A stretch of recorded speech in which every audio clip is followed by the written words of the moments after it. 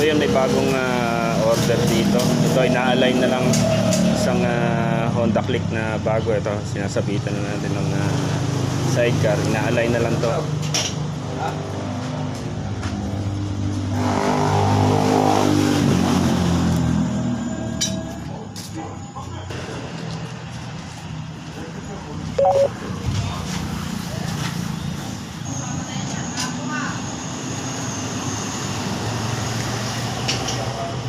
Ayan yung master welder, si Christian Villamar.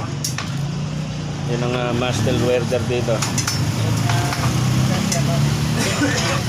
Tingnan natin yung likod. Ito yung likod niya.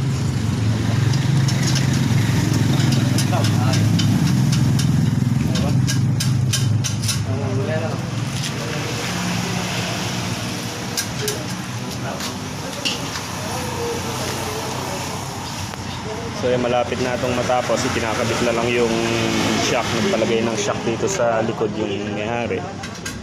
Pero okay na yung align niya. I-welding na lahat ng align.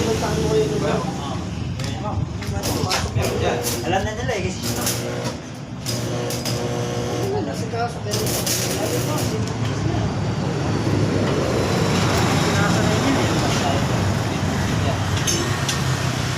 Good days na.